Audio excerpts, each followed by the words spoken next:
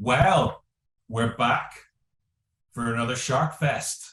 It's another episode of Chat Schmat. We're wading our way through these shark movies. So don't go anywhere.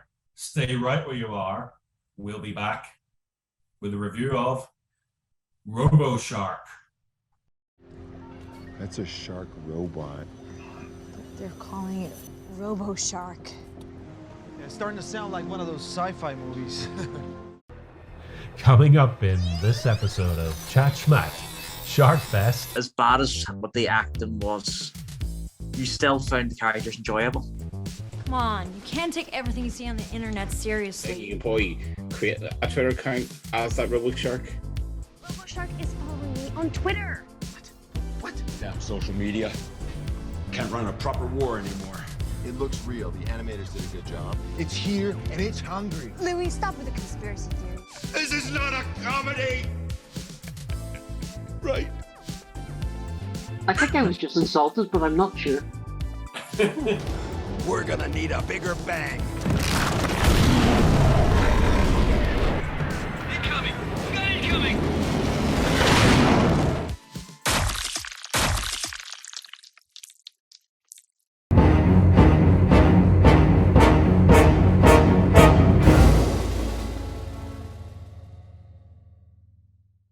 Welcome, everybody, to another episode of Sharkfest. We've got our mascot, Sharky Shark, or Shark Wilbur. You enjoyed this one better, didn't you? All right, over you go. I think that was a yes. I think it was. So, welcome back to another episode of Chat Schmat, and this is Sharkfest. Hope you're enjoying it. It's me, Johnny Porter, and I'm joined, as ever, by Neil Stringer, and our special guest, Ian Lawther, and our even specialer guest, Joe Lennon. So, guys, say hello to everybody. Hold on. Special guest? Hold on. What? You got to the point now, I think you're just a regular special guest, but Joe is only on special episodes. I see. Isn't that right, Johnny? Yes. We have to come on. We have to up the excitement here. Come on. Ian's Okay, the regular. Because Ian's on, so wasn't he? May as well just be a regular member. He's the Jonathan Harris of Chat Schmat. I think I was just insulted, but I'm not sure. Well, being compared to Dr. Smith from Lost in Space, Ian. How dare you?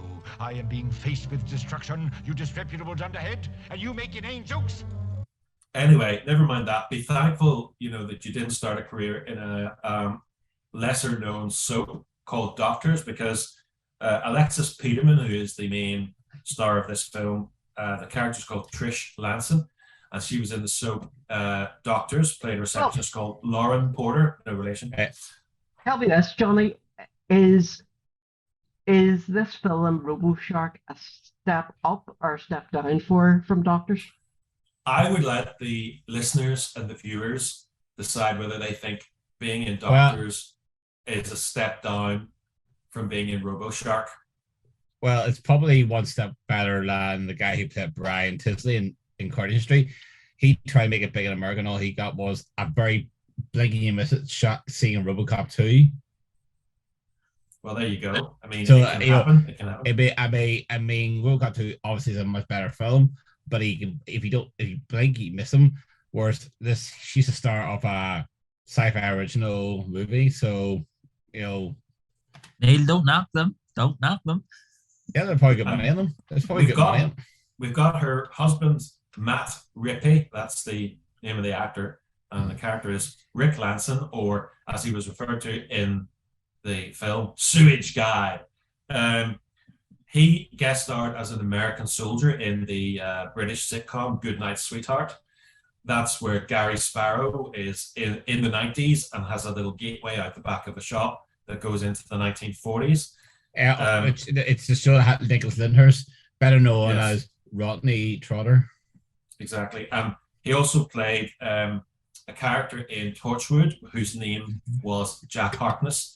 And the little bit of backstory there is John Barrowman's character took the name of Jack Harkness from the character that Matt Rippey played in this. So I would say Torchwood, yeah, bit part actor, really, and he's in this, and he certainly was overacting in this. I'll say that much. And so, just to sort of fill people in, I mean, it's very obvious what this film is about, very obvious. But the plot is that an alien spaceship approaches Earth, launches a probe, which then enters the atmosphere, splashes into the ocean, where it's devoured by a great white shark. The shark convulses, and in a few moments, it's transformed by the probe into a red-lined robotic simulation of the ocean predator of a shark. So it's the aliens' idea of what a shark is. And an American nuclear submarine, of course, there always is one, is in the area, and it detects the robot's shark movements and consider it an unknown hostile entity. Of course, the military always do in these films. And the captain decides to destroy it. Instead, the submarine's hull is breached by the shark's newly enhanced teeth.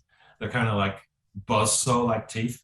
You know what? That scene was very reminiscent of Tomorrow Never Dies. I was thinking about Elliot Carver's drill that he used to sink Devonshire at the start of Tomorrow Never Dies when it was reaching in there. Yes. Bearing steady, it's gonna hit something. Brace, brace, brace.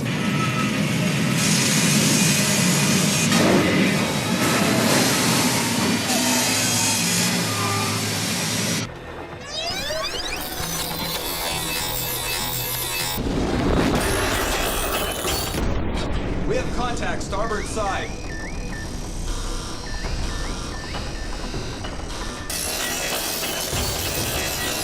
Yes, and who knows? Given the amount of references this movie has to other movies, it could well be something that inspired it. Probably was. Something to mention here is in the movie, the shark has a Twitter account. You know, it's a sort of a satire on social media. But at the time of the movie, which I think was 2015, the actual shark had a Twitter account in real life as well. Yeah.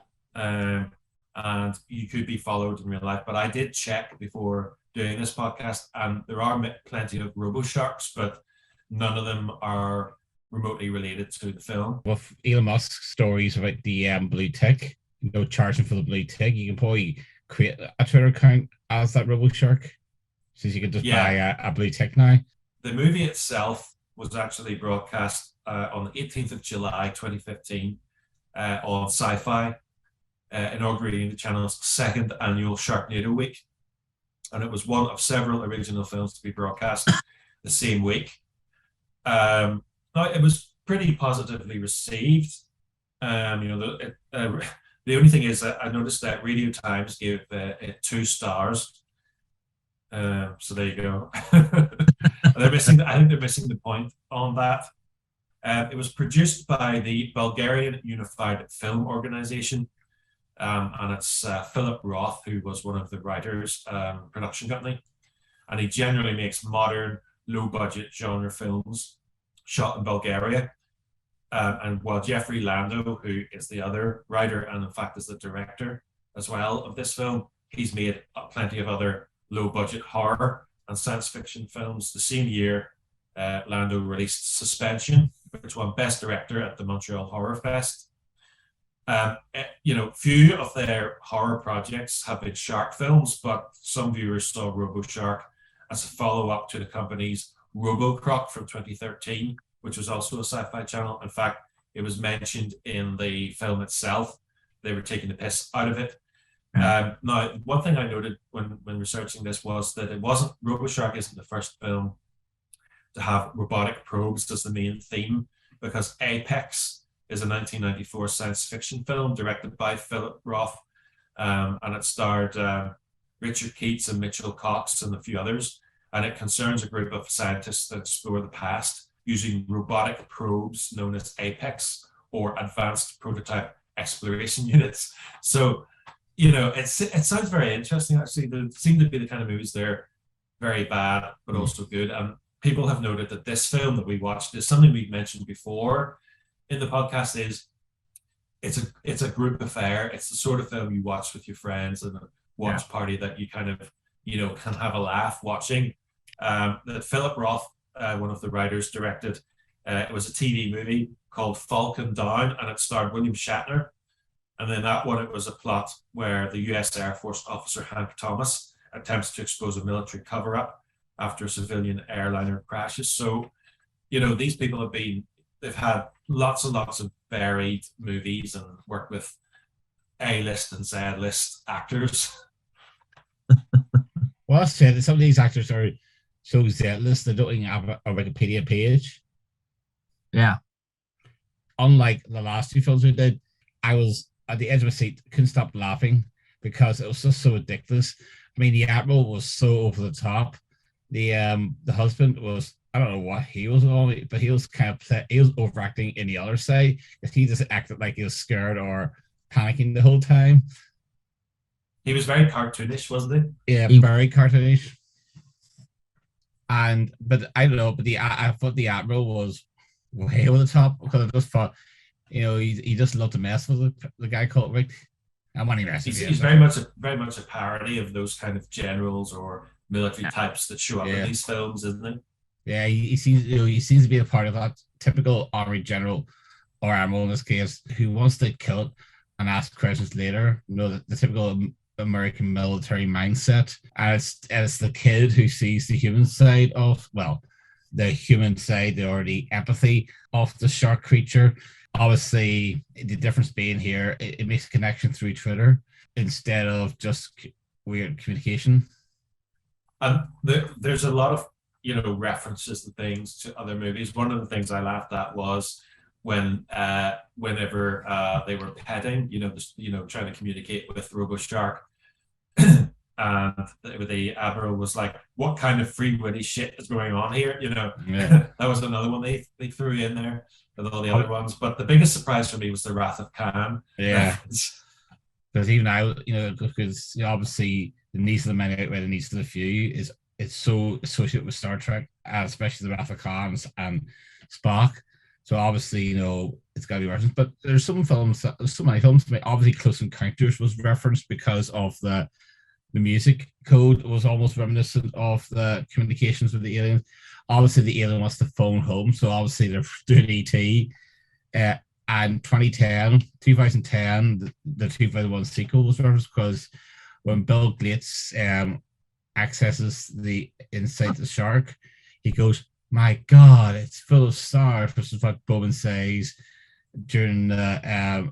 He didn't say it in 2001, but it's referenced. He says it on his way to the wormhole at Jupiter in 2001 that led him to this place where he lived with the aliens in 2001 and became the Star Child. But it's actually live from 2010. They were really kind of. Also, they had Bill Gates, or Gates as he's called here, coming in, and it's a real sort of satire of people like him coming in to try and save things, but obviously taking the piss completely with the character in this one. Did anyone think the opening of the spaceship in space and orbit launching the ship was very reminiscent of the Star Predator? And the POV is very much like the Terminator. Yeah, with the graphics going along and stuff. Yeah. Seattle. Starbucks, Space Needle, hipsters, Microsoft, Nirvana. Hold your fire. RoboShark target is down. Hold your fire. Yeah! That's what I'm talking about! Ah! United States Navy 1, RoboShark 0! Whoa!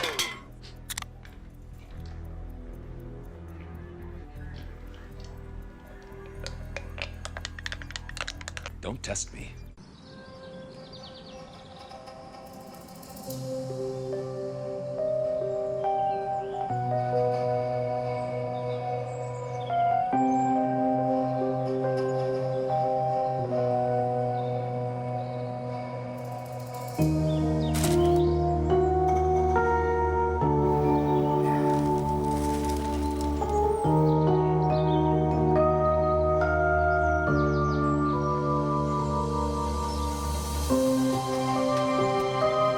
Ian, does this live up to NAF shark movie, watchability for you? Yes, and yes. This was the one I've been waiting for because, the last couple we watched, they were boring. I didn't know what to say about them on these podcasts. They were just boring. This was a real shot in the arm of adrenaline. This was fun from start to finish. I could actually say I really enjoyed this movie. And you can empathize with the Admiral who drank, wasn't Red Bull he drank. We don't know what it was he drank, but yeah, he was trying to do the tough guy, routine. So he squashes cans of Red Bull or energy drinks, and he does that a couple of times through the movie, and then, he actually throws one out of a helicopter and it hits some poor guy on the head. That was fun. I guess the other thing that makes me laugh about the Admiral's reaction is when they thought they killed the shark, he does this kind of this belly butt with his first, subordinate, as if they're just two guys who just scored a touchdown in a game of football. I just thought the fact that they actually showed where the can ended up, because obviously in most films, whenever someone throws something out there, that's it. They actually took the time to show where the can ended up, as if it was making a message to say, don't worry, it didn't pollute the world. Also, I don't think he's stupid enough to fall for I'm going to the toilet when I walk into a closet twice. Joe, what did you make of the husband's simpering fool routine? I actually really enjoyed it. At first, when when he was doing breakfast, and he kind of seemed normal, and then gradually as the film went on, and he was kind of like, oh, my wife and child, don't hurt them, and all. Oh, this is going to be this road. But then, as most of these movies do, it took a hard left turn, and he just became the most buffoonery character I have seen. It was great. Yeah, he's what Tyler from Swamp Shark could have been. Could have been. Yeah. Fine. I just need to go to the bathroom. Please! Damn it! Rick.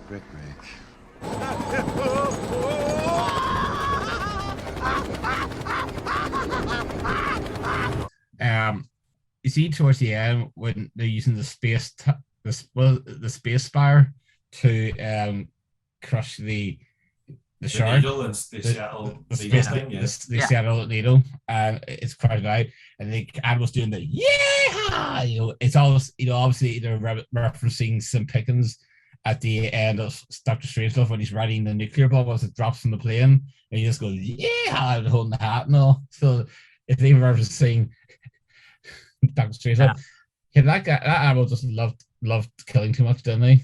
He was just so gun ho. Yeah. But that's, I guess, what they're trying to say. If you want to think of things like, Starship Troopers, where they do parody, this is their attempt, I suppose, at throwing a nod to that sort of thing, where you can do a little bit of satire with a bit of humor. And I think, personally speaking, the whole social media thing, which was the real main theme, and I guess, fake news and credibility of journalism. I think they did a fantastic job with that. Yes, it was comedy and yes, it was funny, but it was also true as well. And actually, social media has become worse since that film has been released. I mean, what do you think? Well, I did laugh at the fact is, don't worry, I can use Twitter to tell people that the shark's coming, and no one seems to react to it, which I don't know if that was just because they didn't have enough actors or they were just commenting on. Well, in fairness, if you got a trailer saying a shark's coming to your school to attack you, you would think it's a gag, right? Yeah, I suppose. You're not going to go, holy shit, a shark's coming! Yeah. Although I did think... Especially when it comes from just a user. Hang on, did she not say she had so many followers or something? She did, but my point is it didn't come from any sort of government agency, or it was just a person. Yes. No, you're right. What I thought was amusing, which is similar to what Neil was getting at there, was when they were in the sewage plant and there was the guy who her husband rang up to tell him there was something coming, and he dismissed the whole thing, and there was another fella down there working. Roger. And he simply said, everybody get out. But there was only one other person, Roger, in there. Yeah. So there's definitely no extras there. God, that scene was so shitty, literally, wasn't it? It's the poop tank. Rick, this is a sewage treatment facility, and there are a lot of big things in the piping. I'm serious, Malone. It's right on you. Run! Everybody run! Roger, get out of there!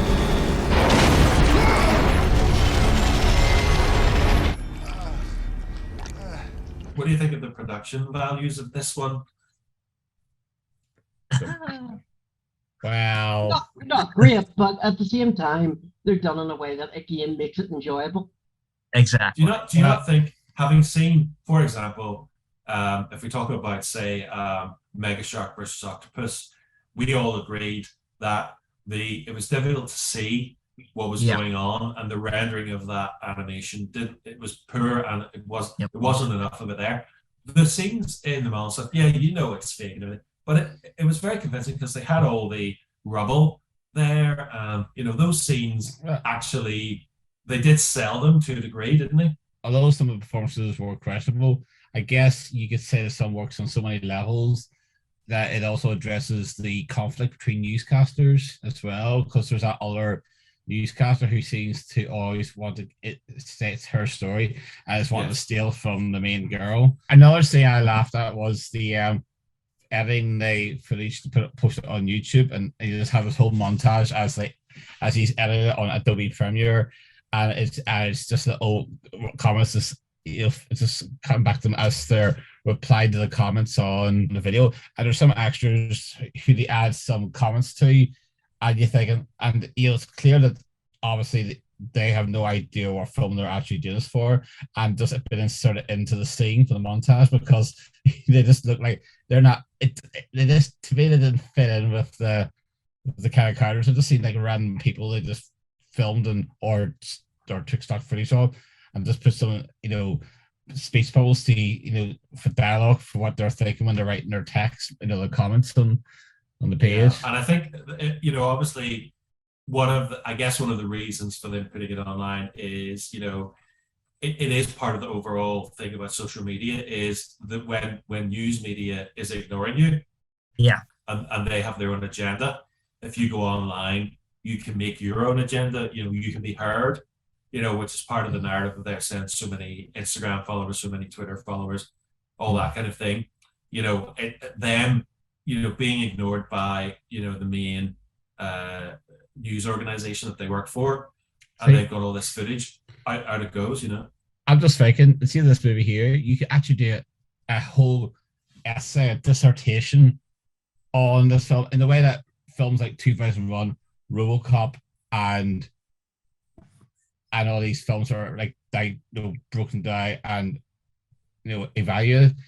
I feel like you can do that there in this film's comment on social media, how people get the news, and how people, and also referencing how shit these films are, and they know it's shit at the same time, because they actually comment on the effects, because when you see the boat getting eaten by the shark, they all that looks so fake. So it's like they're even so self-aware that they know. Even mentioning their own previous film, as well, and sci-fi. Joe, I mean, this is Neil says it's dissertation material. What do you think? Well, that's quite questionable. Well, how many words? How many words would you get out of it? Let's ask. Oh God, 10 if you're lucky. I know. I didn't say it would be a great dissertation. I just said that you could use it as an example in your dissertation as one of the films that comments on social media, and it's, I don't know, positive use or it's negative use. The fact that the shark was following people, that's certainly. I think that's funny in the sense that it's saying that this alien creature has found a way to communicate with people through social media. It's kind of funny because obviously they bring in the character of Bill Gates to come in and try and find a way to either destroy it or communicate with it, and you see him. He's got this plan. But yet, it's the simple thing of the shark starting to follow the girl on Twitter that gets the communication going. In some ways, that's quite clever. You know, is. when you think Bill Gates comes in with all this technology, all this supposed know-how, but yet it's a very simple. It's also very Spielberg. It's also very Spielberg or classic Spielberg in the way that it communicates with a kid or a teenager. In a way, like in E.T. and Close Encounters. Yeah, they actually do say it wants to phone home, right? At some point. It does that. But the fact that it opened up to a kid is a very Spielberg thing as well, I think. This whole movie is just a homage to past movies. You could definitely see all the influences. You know, maybe the writers, directors' favorite films. Because just like we said before, there's just so many references to different movies. I mean, in a bigger budget film, that Admiral could have been played by the late great Charles Napier. Yeah, that's Charlie. Yeah, he had. It's just that kind of role. That kind of role that you can see Charles Napier have been, been in. Yeah, because he would have taken the money and ran. And ran more. Obviously, I get the impression that some of these actors probably have more fun in these films than you think. We know they're shit, and the actors probably, a lot of them probably just do for the paycheck, but I'm sure they have a lot of fun doing them, despite. Well, I think having seen people, actors who've been in these things, obviously when you're at a certain rung of the ladder, you don't have a choice in certain things, but I think when I've seen actors talk about films they do where they know it's not Shakespeare and they're doing it for the fun of it, where they enjoy who they're working with. And, the thing is, a lot of when the audience enjoys it, which they appear to have done with this film, then obviously that makes it even better. And that's why you want to have more sequels and things. I mean, I don't think Edward Norton's ever going to appear in one of these films. But well, he played the asshole millionaire in Glass Onion. You never know. Yeah, he could be, Mark Zuckerberg or something. Or Tim Apple, as Trump would say. Jeff Bezos. Well, I mean, the Amazon had the drones, so you never know. Color changing drone. I know, but I laughed at. You see when they had the briefcase in and they opened up, it was like Pulp Fiction where you had like the big yellow light. The MacGuffin and Pulp Fiction, and they opened up. It was this big bright yellow light comes out. Yeah. And you see the yellow light, but you don't see it when they look at the inside. You see the inside a very cheap looking drone. Yeah. Which changed color when it was filming. I was in the case it was white, but the black when it was in action. Probably because it was white, it wouldn't have stood out at all. Well, that's what I was thinking, because you wouldn't be able to see it on camera. But it's Bill Gates, so he will be able to, press a button and it changes color. That was why it was so magical. I also loved his entourage. It was like, it reminded me about Captain America, where his entourage was a bunch of beautiful women. Even one holding the phone for him as he speaks, as he's using the video control. Oh yeah. One of my favorite scenes in the movie is how he dies. Same. It's so badly done, but it is so fun at the same time.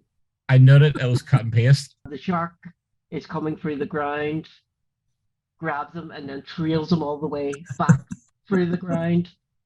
And he's just there sort of screaming, and it's very cut and paste. And can we take a moment to dedicate the guy in the coffee shop who actually had time to upload before he got devoured by the shark? What a true dedication. He got his YouTube video uploaded just as he got devoured. Yeah. And also another one you pointed out, Ian, was why they're wearing scuba diving gear in a swimming pool. We're gonna have to send divers to confirm.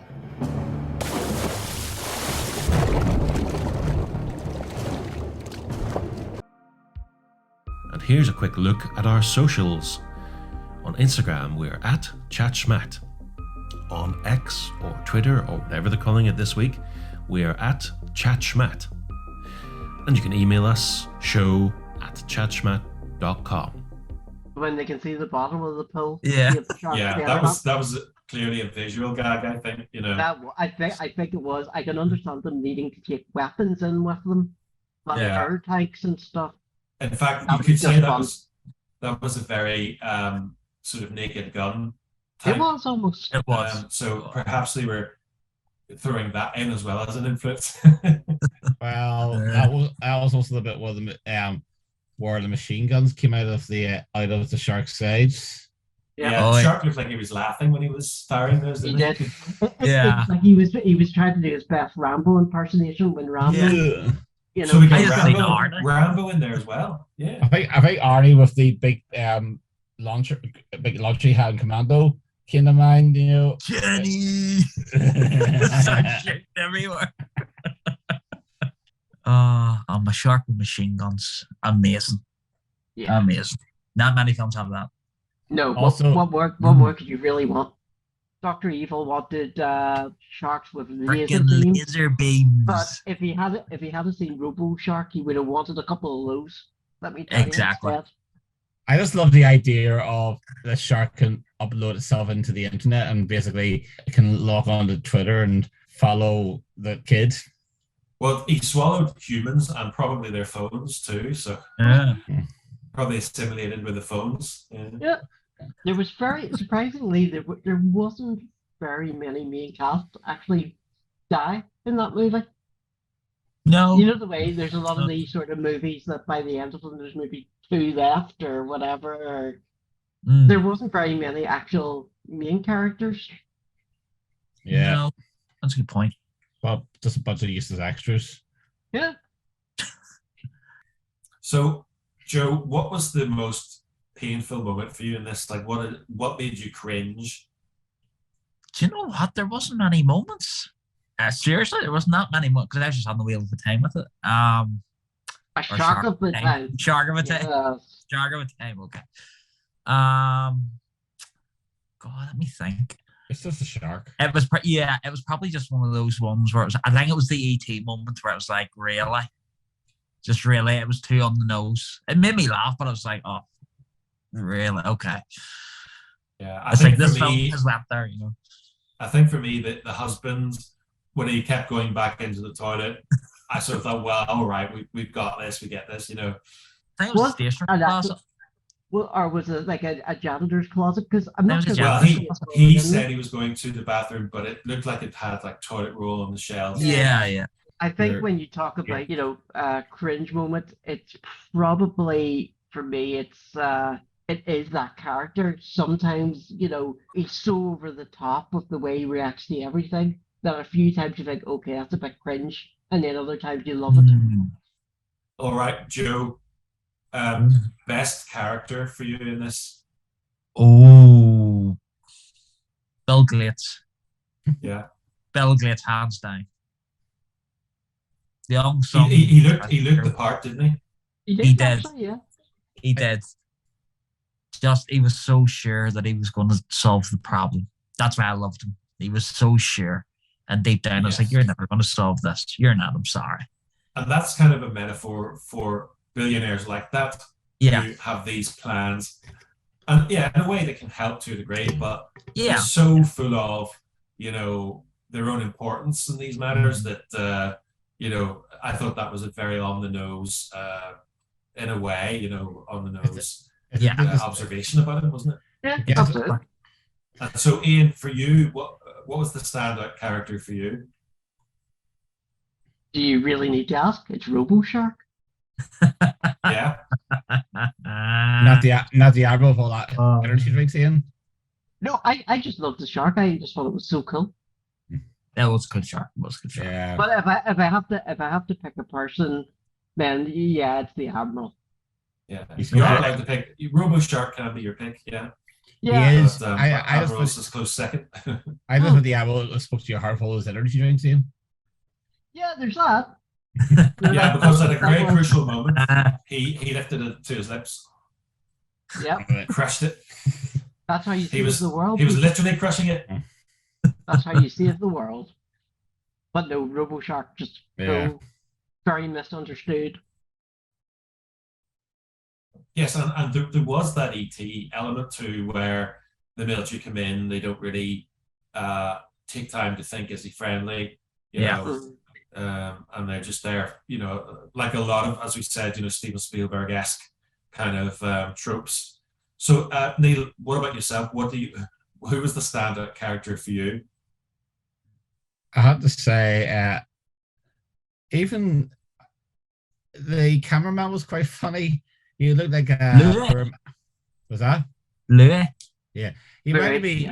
The thing in my eyes, he looked like a poor man's Chris Elliott. The cameraman, the guy who played Larry, the cameraman on Groundhog Day. Yeah, he came across like a poor man's version of him. And he seemed to be. They seem to say he has conspiracy theorists written on him, and he seems to be really got hold. Doesn't, as Johnny says, doesn't know how to work a camera, and seems to be missing like the important stuff. But he seems to be a good ally for the main woman and the daughter, and obviously he can edit something in 5 minutes apparently. Well, for me, I thought the daughter was pretty cool because what I liked for her was that she owned her parents, and she was able to, bug the dad's office to find out what's going on. She was able to help her mom with the internet. And she also helped her with her career by telling the other journalists where to go. So I thought she was pretty cool because a lot of the time teenagers can be written very negatively in these things. Where they're a pain in the arse, they didn't know anything. By the way, what's your thoughts on the rival news reporter, Veronica? That was Laura Dale, wasn't it? Yes. Yeah. That was it. I thought she was a candidate to get eaten from the start. Same. I think they just wanted her to be, the really irritating rival. That's the word for it. Yeah. She was the rival, and she was just such a bitch. She was. When she took the camera off the cameraman and was wanting to get close to, you just knew that was going to be her. Yeah. But the thing about it ties in with what I was saying about the daughter. Was she Melody? Is she called? Yeah. Yes, Melody. She that was another part of the satire of social media, in that she was threatening to cancel her basically. Yep. Because she found out information about her that could expose something she didn't want to expose. And although when this film was made, cancel culture wasn't quite a thing yet, it's wasn't far behind. It's the possible idea that you can do that. I thought that was quite interesting as well. Yeah, absolutely. So overall, a much more fun experience, or as the Americans say, a funner experience, watching this movie than the ones that we watched so far. So, right away, you can tell that we do not have a gun to our head to have to talk about this for a start. And I think, what I will say, and I'll go around you all just a final thought on it. For me, it's basically very enjoyable, watchable, and rewatchable, I would say, which is the key. You can certainly watch a film and enjoy it, but if it's rewatchable, then that's the key. Especially in this sci-fi original genre, where you not expect with these films. I mean, they're not on the level of Star Wars, Avatar for effects, and I don't know why I mentioned those films.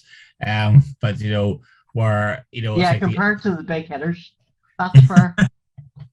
These are the kind of films that get, I'll pass an hour and a half, and it's never thought of again. You don't really have much rewatchability with a lot of these films. Like, I'm sure you'll be watching out to watch Mega Shark again.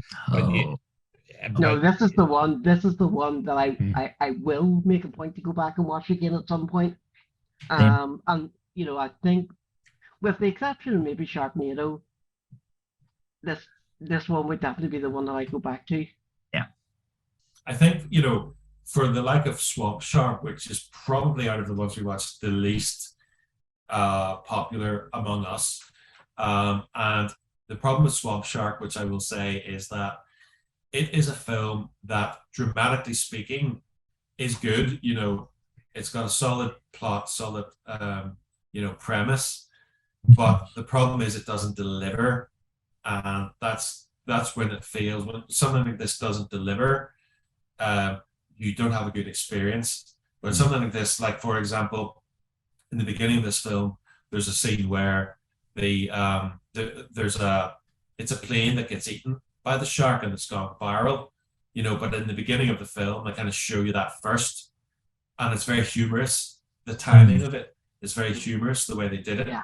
And then they use that, so there's a certain amount of thought put into making that fun. Whereas with Swamp Shark, it was just meant to be Jaws in the swamp, and it lacked the elements that made Jaws popular. I think it lacked the budget, didn't it? I think also being meta about beta sci-fi original also helps because they're saying, oh, this is like that film on sci-fi last night. Oh, that looks fake. They're mocking the sci-fi original, so I think that helps. Yeah, it's kind of like what you were saying before in our previous discussions about this, because we've had chats about this in different episodes and in just in person, and you are really watching the clock when the film is. You're thinking, how long is there left on this? Isn't that right? Yeah. Didn't look at the clock once in this movie. Good sign. Good sign. Very good. So, guys, final thoughts then, on this particular movie. Bear in mind, people may have seen it and they've come to watch us and think, well, what did these guys think?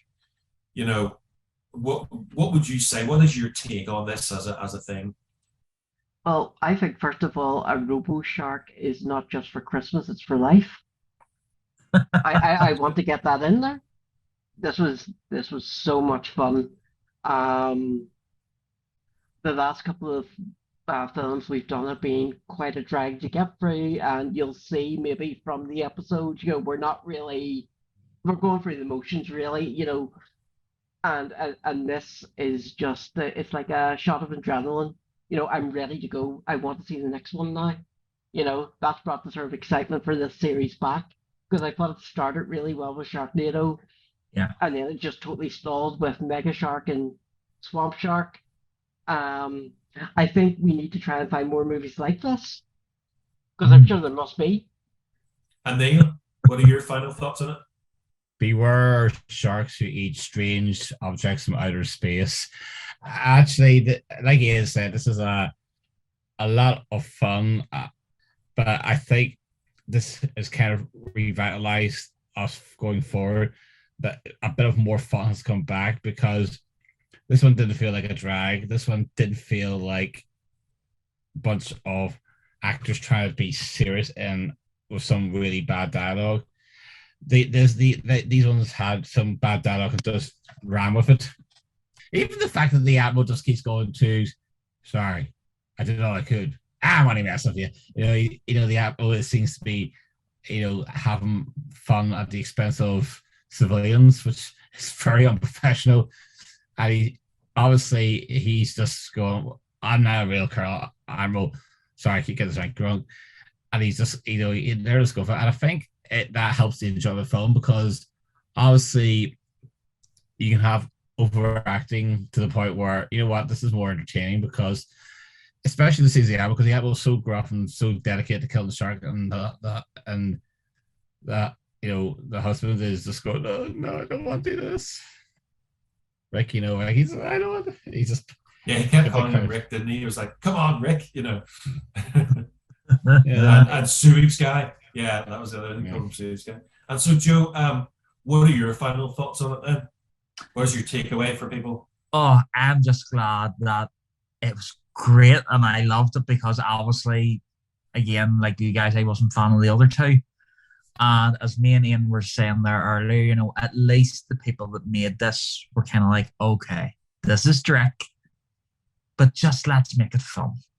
You know what I mean? It's like, let your hair down, and as I say, it was just, even as bad as what the acting was, you still found the characters enjoyable, which is a rare one in these movies, like we love John Hurd and stuff, and even Finn and stuff, but in the other films, like in Mega Shark and Gen X+, we didn't care about the character. We really didn't. Do you know what I mean? It just went on and on and on and on and on. Whereas in this, they were colorful to some degree, you know.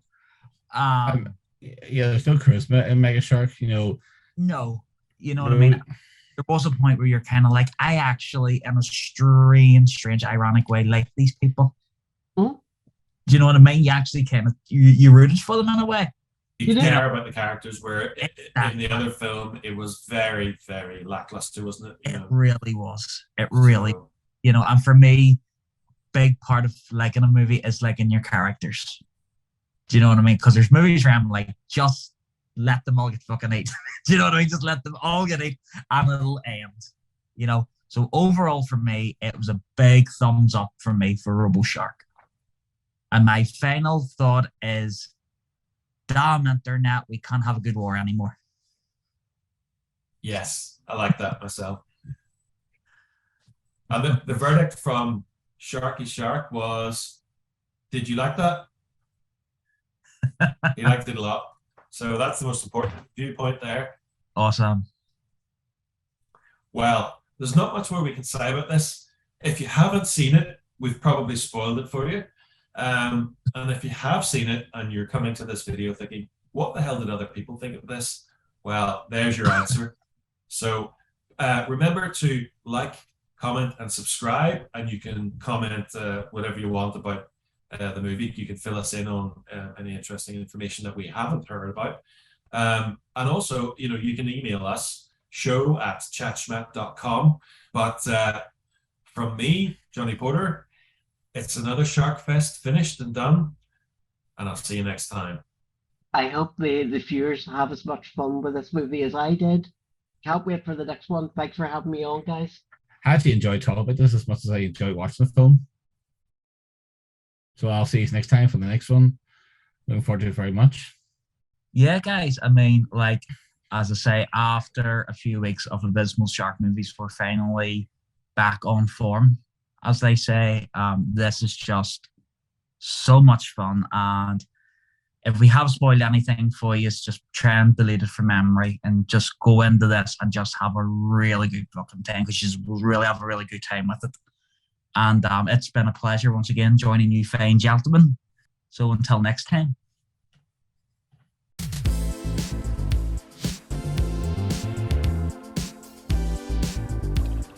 And it's been a pleasure once again joining you fine gentlemen on Shark Weeks. So until next time. It's Sharkfest. Sharkfest. Yeah.